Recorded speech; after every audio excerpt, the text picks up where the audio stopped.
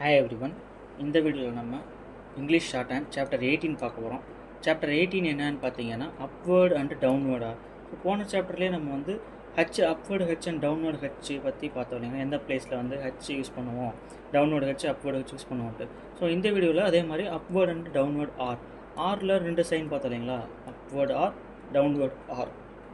So அது எந்த பிளேசஸில் யூஸ் பண்ணுவோம் அப்படின்ட்டு பார்க்கலாம் வாங்க. First, when initial R is preceded by a vowel, the downward form is used. அதாவது ஆர் வருது, ஆருக்கு முன்னாடி வவல் சைன் வருது அப்படின்னா நம்ம டவுன்வர்டு ஆர் தான் யூஸ் பண்ணுவோம். ஃபார் எக்ஸாம்பிள் ஏர், அடுத்து ஏரி.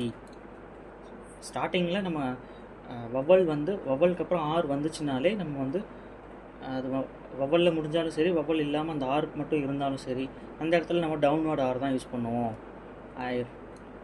ஐரிஷ்.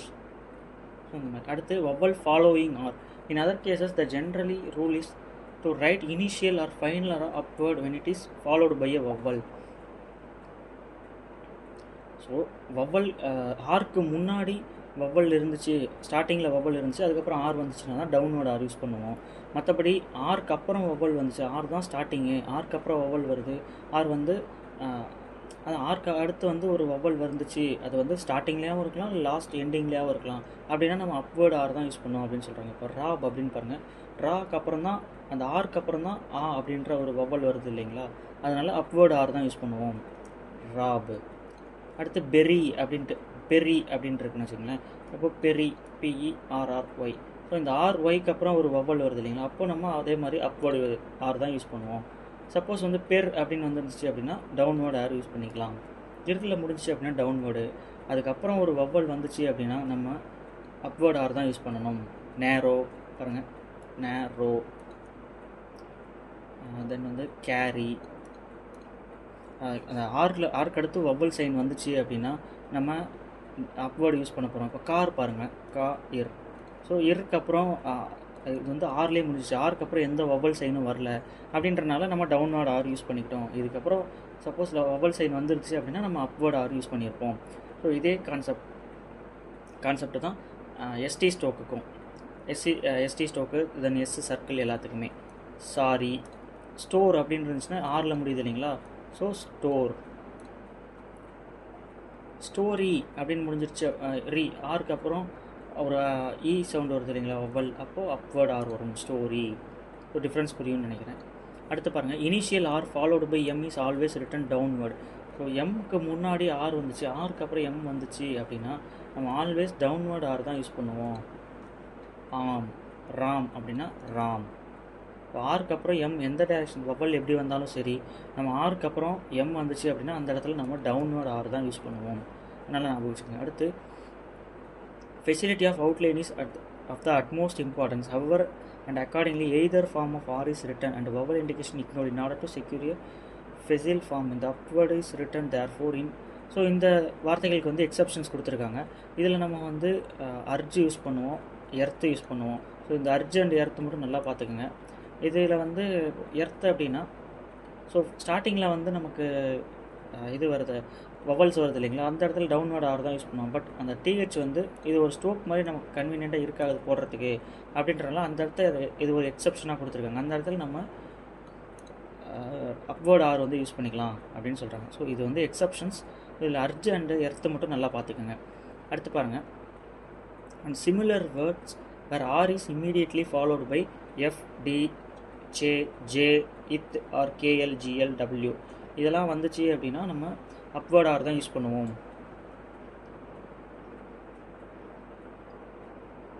அடுத்து பாருங்கள், generally the upward form is preferable after 2 down strokes.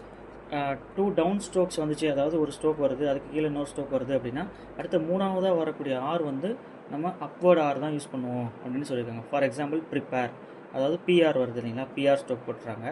அடுத்து பேர் மறுபடியும் ஒரு பி வருது. லாஸ்ட்டு வர வந்து அது ஆரில் முடிஞ்சிருந்தாலும் ஆருக்கு நம்ம இப்படி தானே போடுவோம். ஸோ இப்படி போடக்கூடாது. 2 ஸ்ட்ரோக் வந்து டவுன்வேர்டில் வந்துச்சுன்னா மூணாவது வர ஸ்ட்ரோக் வந்து அப்வேர்டு ஆர் யூஸ் பண்ணிக்கலாம் அப்படின்னு சொல்கிறாங்க. ப்ரிப்பேர். அடுத்து பாருங்கள், சில எக்ஸப்ஷன் வேர்டும் கொடுத்துருக்காங்க. ஸோ இந்த எக்ஸப்ஷன் வேர்டெலாம் நம்ம யூஸ் பண்ண மாட்டோம். இருந்தாலும் நீங்கள் வந்து பார்த்து ப்ராக்டிஸ் பண்ணிக்கோங்க. தென் வந்து after a single straight upstroke the upward form in easier because it avoids an angle. So ரெண்டு அப்வர்ட் ஸ்ட்ரோக் வந்துச்சு அப்படின்னா நம்ம ரெண்டையுமே வந்து அப்வர்ட்லேயே எழுதிடலாம். ரோர் அப்படிங்கும்போது ரெண்டையுமே அப்லோட் எழுதிடலாம். அது இருளில் முடிஞ்சுன்னா மறுபடியும் இப்படி இது எழுதும். இது ஒரு கன்வீனியண்ட்டான ஸ்ட்ரோக்காக இருக்காது. அப்படிங்கிறதுனால இருளில் முடிஞ்சாலும் அதை வந்து நம்ம அப்படியே அப்வர்ட்லேயே எழுதிடலாம். அவேர். ஸோ 2 ஸ்ட்ரெயிட் லைன் வந்துச்சு அப்படின்னா ஆரில் முடிஞ்சால் நம்ம டவுன்வேர்டுன்னு சொல்லியிருப்போம். அது ஸ்ட்ரைட் அதாவது அப்வேர்டு ஸ்ட்ரோக்காக இருந்துச்சுன்னா அந்த ஆரில் முடிஞ்சுது அப்படின்னா நம்ம அப்வேர்டு ஆரே ஜாயின் பண்ணி எழுதிடலாம். அவேர். அடுத்து பாருங்கள், ரிட்டர்ன் வித் டவுன்வேர்ட் ஆர். அதாவது அந்த ஆருக்கு அப்புறம் 2 ஸ்ட்ரோக் வந்து அப்வேர்டு ஸ்ட்ரோக்காக போச்சுன்னா 3வது எழுதுகிற ஸ்ட்ரோக் வந்து டவுன்வேர்டு ஆராக எழுதணும். ஸோ முன்னாடி பார்த்த கான்செப்ட்டுக்கு இது அப்படியே ஆப்போசிட். அடுத்து பாருங்கள், the upward form is obviously better in officer, nicer, closer, racer, where R immediately follows a curve and circles like VS, NS and a straight horizontal. So இந்த வேர்ட்ஸ்லாம் வந்துச்சு அப்படின்னா நம்ம ஆரில் முடிஞ்சாலும் அந்த எஸ்ஸுக்கு அப்புறம் ஃபாலோ பண்ணி வர்ற ஆர் வந்துச்சு அப்படின்னா நம்ம அந்த ஆர் டவுன்வேர்டாக எழுதுறதுக்கு அப்வேர்டு எழுதிக்கலாம். அதுதான் கன்வீனியண்ட்டாக இருக்கும் அப்படின்னு சொல்கிறாங்க. ஆஃபீஸர் இப்போ பாருங்கள், ஆஃபீஸர் இதுதான் கன்வீனியண்ட்டாக இருக்கும். ஆஃபீஸர் இது வந்து கன்வீனியண்ட்டாக இருக்காது அப்படின்னாலும் அந்த இடத்துல நம்ம அப்வேர்டு என்ன யூஸ் பண்ணிக்கலாம். ஆஃபீஸர், நைசர், என்எஸ் வந்துச்சு, என்எஸ்க்கு அப்புறம் அப்வேர்டு ஆர். அடுத்து க்ளோசர், ரேசர். அடுத்து பாருங்கள், R finally hooked, where R follows another stroke and it is hooked finally. அதாவது ஆருக்கு அப்புறம் ஆரோட எண்டிங்கில் என் ஆர் எஃப்வி ஹூக் வந்துச்சு அப்படின்னா நம்ம அப்வேர்டு ஆர் தான் யூஸ் பண்ணுவோம். பிகாஸ் அப்வேர்டு ஆர் தான் ஹூக் பண்ணுறதுக்கு கரெக்டாக இருக்கும் அப்படின்னு சொல்கிறாங்க. ஃபஸ்ட் போர்ஷன் அப்படின்னு வச்சுக்கோங்க. Portion, portion. ஸோ இந்த மாதிரி ஸ்மால் ஹூக்காக இருக்கலாம் அல்ல லார்ஜ் ஹூக்காக இருக்கலாம். அது வந்து ஹூக் வந்துச்சுனாலே நம்ம அப்வேர்ட் ஆர் தான் யூஸ் பண்ணுவோம், டவுன்வேர்ட் ஆர் யூஸ் பண்ண மாட்டோம்.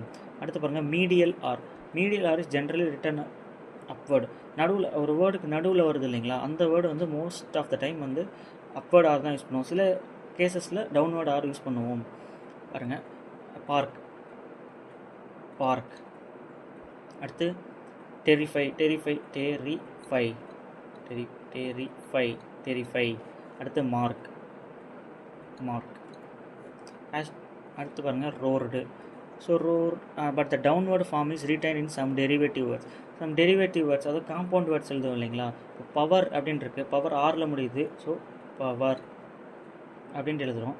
இது வந்து பவர்ஃபுல் அப்படின்னு வரும்போது, பவர்ஃபுல் அப்படின்னா நமக்கு வந்து இந்த வேர்டை வந்து அப்படியே எடுத்துக்கிறோம், அப்படியே எடுத்து அதோட எஃப்எல் சேர்த்து விட்டணும். பவர்ஃபுல். மீடியலில் ஆர் வந்துருந்தால் பவர்ஃபுல் அப்படின்ட்டு வரும்போது நமக்கு ஆர் வந்து நடுவில் வருது இல்லைங்களா. நடுவில் வந்தாலுமே இது வந்து காம்பவுண்ட் வேர்ட்ஸ், பவர் தனியாக வருது, ஃபுல் தனியாக வந்திருக்கு அப்படின்றனால பவருக்கு உண்டான வேர்டே எடுத்து அதோட எஃப்எல் சேர்த்துக்கலாம். பாருங்கள், பேர்லி.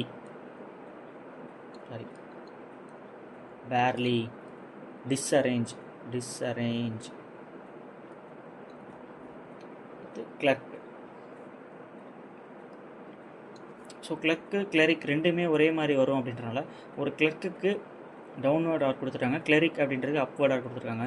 ஸோ இது நம்ம சூஸ் பண்ணிக்கிறது தான். 2 வேர்ட்ஸ் வந்து ஒரே மாதிரி அடிக்கடி வருது அப்படின்னா ஒரு வேர்ட்ஸ்க்கு ஃபுல் ஸ்ட்ரோக்காகவும் ஒரு வேர்டுக்கு இந்த மாதிரி ஹூக் ஸ்ட்ரோக்கும் யூஸ் பண்ணிக்கலாம். அடுத்து எக்ஸசைஸ் 69 வேர்ட்ஸ் கொடுத்துருக்காங்க. இது ஒரு வாட்டி பார்த்து ரீட் பண்ணிவிட்டு அதுக்கப்புறம் ஹோம்ஒர்க் ப்ராக்டிஸ் பண்ணுங்கள். அடுத்து 70 அதே மாதிரி வேர்ட்ஸ் கொடுத்துருக்காங்க. இது வந்து ஒரு வாட்டி எழுதி பார்த்துட்டு அதுக்கப்புறம் ஹோம்ஒர்க் வந்து எழுதுங்க. அடுத்து பாருங்கள், ஃப்ரேசஸ் அண்டு கான்ட்ராக்ஷன்ஸ். ஃப்ரேசஸ் கொடுத்துருக்காங்க. பை ஆல் அப்படின்னா பிஎல் சைன் போட்டிருக்காங்க ஃபஸ்ட்டு பிளேஸில். பை ஆல் மீன்ஸ் அப்படின்னா பை ஆல் மீன்ஸ் எம்என் அதோட உள்ள எஸ் ஹூக் போட்டிருக்காங்க. அட்டால், டிஎல் போட்டால் அட்டால் காஸ்ட்ஸ் அப்படின்னா காஸ்ட் ஒரு எஸ் ஸ்மால் சர்க்கிள். இன்னவர் அப்படின்னா என்ஆர் வந்து இன்னவருக்கு. அடுத்து இன்னவர் ஒப்பீனியன், NRNN, இன்னவர் ஒப்பீனியன். எவ்ரிதிங்னா எவ்ரிக்கு நமக்கு தெரியும், விஆர் போடுவோம். திங்க்கு என்ஜிஸ் ஸ்ட்ரோக் போடுறோம். அடுத்து சம்திங், SM. Thing ING. அடுத்து எனிதிங்க்கு N, அதுக்கடுத்து இங்கு. அடுத்து நத்திங், அதே செகண்ட் பிளேஸில் போட்டோம்னா ஃபஸ்ட்டு என், அடுத்து இங்கி ஸ்ட்ரோக் போட்டோம்னா செகண்ட் பிளேஸில் போட்டோம்னா நத்திங். அப்புறம் பாருங்கள் எக்ஸசைஸ் 71, 72 நமக்கு பேராகிராஃப் கொடுத்துருக்காங்க.